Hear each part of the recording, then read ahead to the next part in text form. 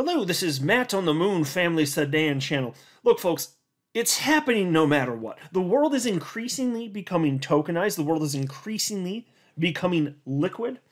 And in this increasingly liquid world, you're going to need to have some sort of bridge to convert one thing to another.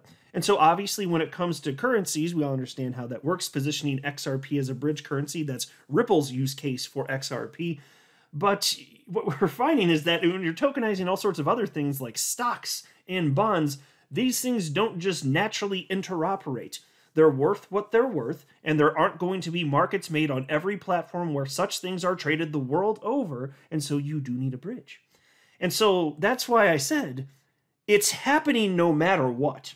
Now, the exciting thing, being an XRP holder, is understanding this future. This part of the future is very obvious. I think most of what crypto is going to do, it's one of those things like we had with the internet. You know, if you're guessing what would the future look like, what would the internet do to the future in 1995? Well, if you guess back then, kind of hard. You get a fuzzy picture. Would you have guessed Uber? I mean, I don't know how many people were guessing stuff like that, and you know, the degree to which there's streaming services and it's taking out traditional television programming and all that. There's all sorts of things. But in a similar sense, what crypto is going to do in the future, I think we're so early that it remains to be seen, and it's not all of it's completely obvious, but this aspect is very obvious. And what's neat for us as XRP holders is that we know this gap's got to be filled, especially in this world that we're increasingly hurtling towards. And XRP is the only cryptocurrency on the damn planet that is being positioned for this. And XRP, on top of being technologically sufficient and then some, XRP has something that you cannot program into anything, and that's liquidity. XRP is an OG. It's been around for a freaking decade, and that's why it has liquidity. It's one of the most liquid cryptocurrencies on the planet. And so all of that coupled together, it paints a pretty clear picture, which is why, again, there's no way to know for sure what's going to happen in terms of the long-term viability of XRP, but something's going to fill this gap. And right now, the leading contender is XRP. And if that happens, what do you think that is going to mean for price action in a world where crypto is increasingly adopted and in a world where cryptos are increasingly judged on their own merits? And so there's this headline from Blockworks titled, BlackRock CEO touts tokenization, warns U.S. lagging in innovation. And I came across this thanks to attorney John Deaton, who tagged some people, and he wrote, some of us, and he tagged those people, have been talking about the tokenization of all assets for several years. Larry Fink oversees the world's largest asset manager with $10 trillion in assets under management. In other words, it's happening. Oh, yes, indeed, attorney John Deaton is correct. It's definitely happening here. And that's why, like, I know, I understand. We got all the crap from the Bitcoin maxi trolls out there. We've got just an incredible attack from the SEC, and we've been dealing with for over 2 years. So there's stuff that makes it can be stressful for XRP holders that we're going through, but just look through the fog. What can you see at the other side? What can you actually see? And it's, again, one of the most obvious use cases for crypto, if not the most obvious use case. Maybe the most obvious would technically be using it in place of money. Maybe that's the most obvious. But then if that's the case, then the second most obvious is, you know, helping the legacy financial system move stuff around faster as it continues to evolve and adapt. And so let's jump into this Blockworks piece, because again, this is the world's largest asset manager. And there's all sorts of news you may recall dating back to at some point last summer. I don't remember exactly when it was. I just remember covering it at the time. BlackRock is jumping in. You know, they're basically copying Grayscale. Grayscale is their Grayscale Bitcoin trust, which they want to convert into an ETF. They're suing the SEC over that. Well, BlackRock's trying to do the same thing, and I think that BlackRock's plan, if they get their way, will be to also file for a Bitcoin spot ETF. And I think they're hoping that since they got buddies over at the SEC, because they know everyone on the damn planet that's in a power position, they're hoping that they'd be the first to get approved. Because they're the incumbent. And so I wouldn't be surprised at all if that's a strategy here.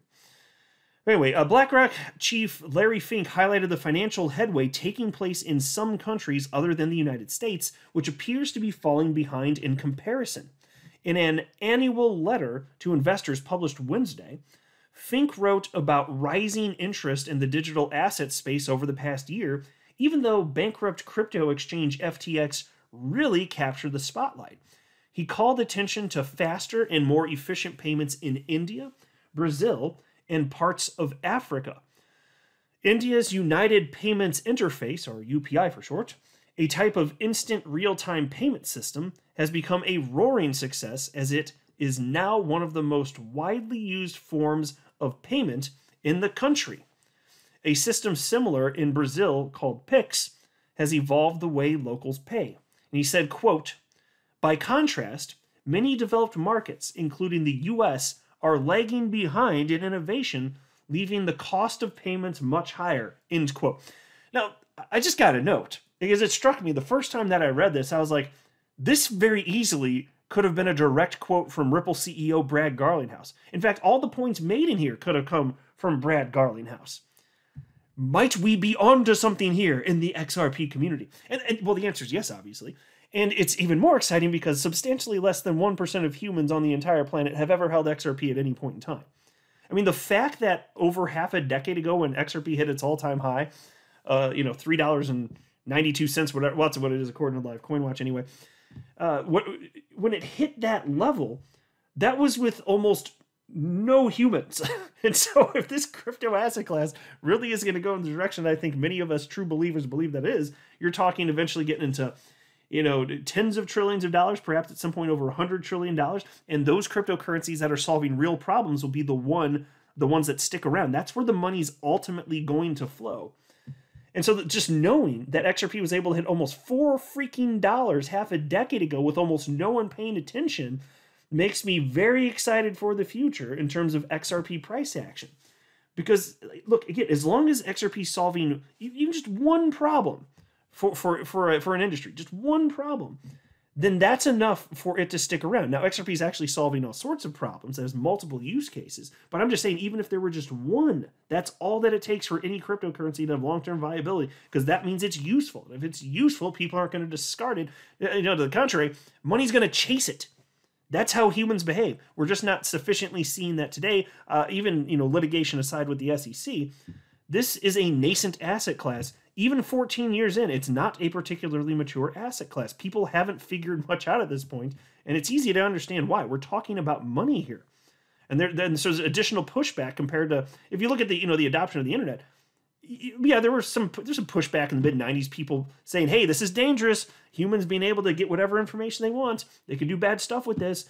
You should have to have a license to roam the internet. I kid you not, that's a real thing that some people were pushing for. You have a license if you're going to use the internet. And so there was some pushback, but it's on a whole different level. When you're talking about money and, threatening, sovereign nations and their financial futures, yeah, I completely understand.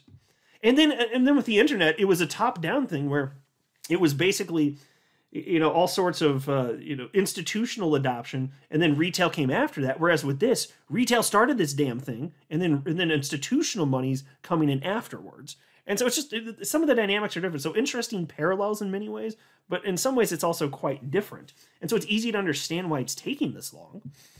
Anyway, Peace continues. Fink oversees the world's largest asset manager, which has nearly $8 trillion in assets under management. And he believes the asset management industry is yet to utilize some of the most promising technologies in the digital asset space. Specifically, and check this out, folks, the tokenization of assets is an attractive use case for the BlackRock CEO because it points to chances of, quote, driving efficiencies in capital markets, shortening value chains, and improving cost and access for investors, end quote. Right after I started my damn channel at the end of 2018, I remember in my earliest of days talking about this. I will be in an increasingly tokenized world. Everything's more liquid. And so there will be an increased need to bridge this all. And you're not going to have a market, or you're not going to have a trading pair for everything that could possibly be traded. You need something as a bridge currency to drive all this and increase the velocity of these valuable transactions. And again, XRP is the only thing that's being positioned for this. And it's liquid, it's technologically sufficient.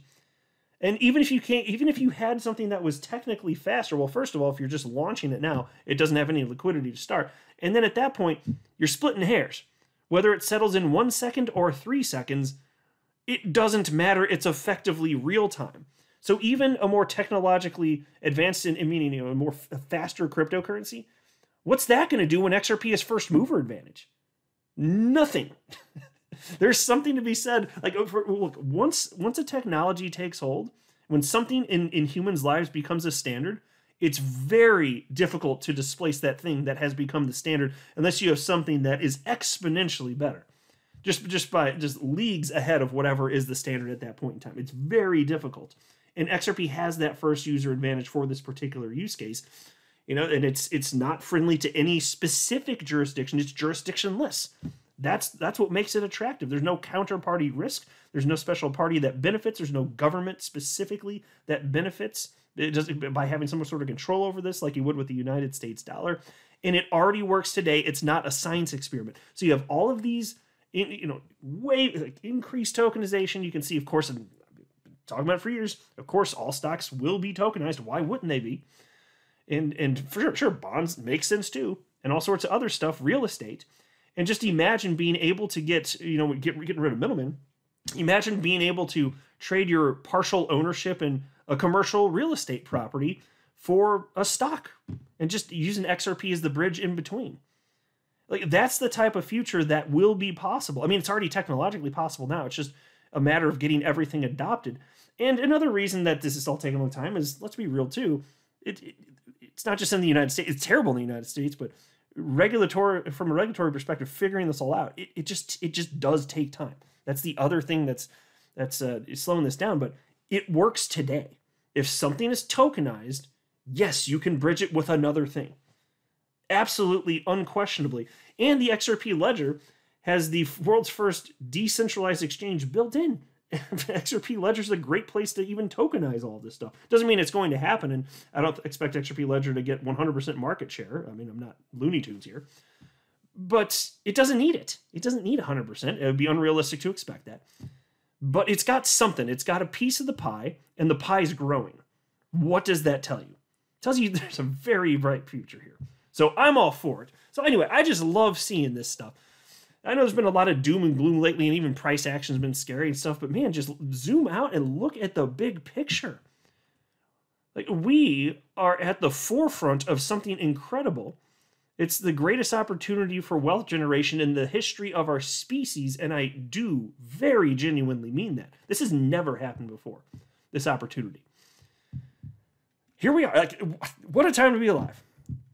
I'm not a financial advisor. You should not buy or sell anything because of anything I say or write. That would be a very, very, very bad idea.